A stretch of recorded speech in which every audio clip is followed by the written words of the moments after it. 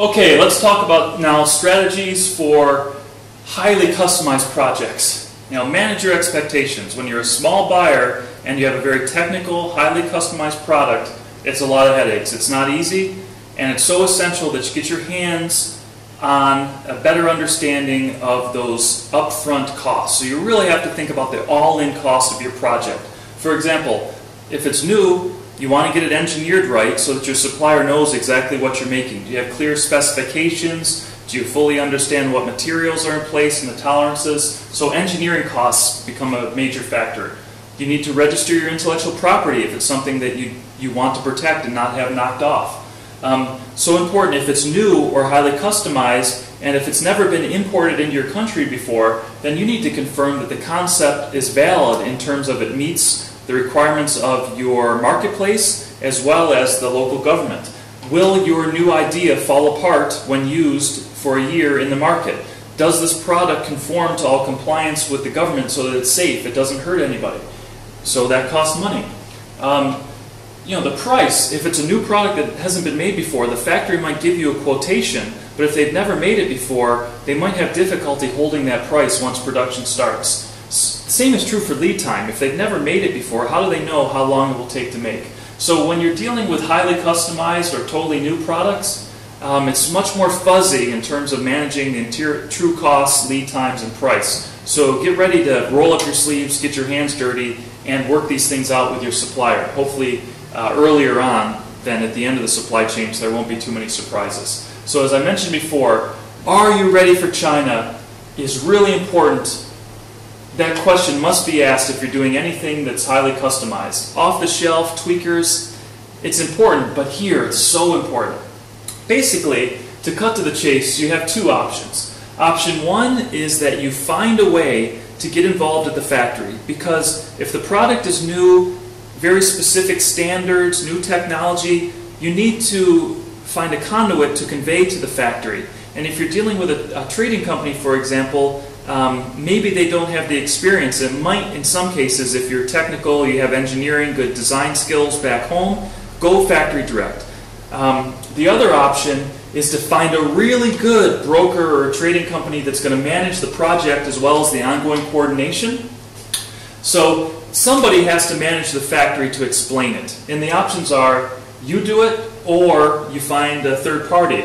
Now, when you think about it, actually the costs, the all-in costs for both options are roughly the same. If you're going to go factory direct, then maybe, yes, the unit price, well, actually the unit price is roughly the same whether you're dealing with do-it-yourself or going through an intermediary, because at these small volumes, the price which the factory sells to you or sells to the intermediary is roughly going to be the same because bill of material volume and such.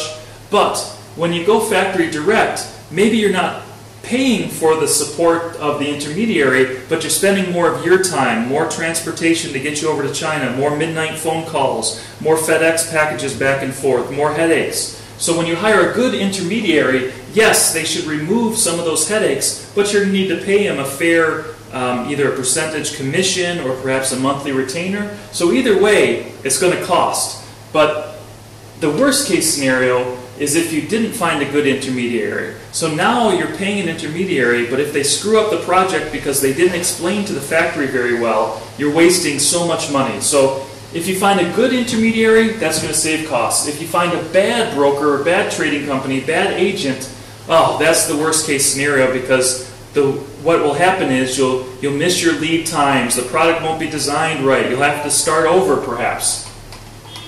Alright, well, I think we can get this done in the 7% energy that I have left on my battery. Don't worry about that. Okay, I told you I wouldn't talk a lot about my company, but I didn't say I wouldn't promote my book. So here's a shameless plug for my The Essential Reference Guide to China Sourcing. It's basically a manual full of templates and supplier contracts, audits, and such. If you need help, especially if you decide you're going to do it yourself and manage the supply chain from your own headquarters rather than using a third party, then this book was designed to help people that want to manage the supply chain on their own.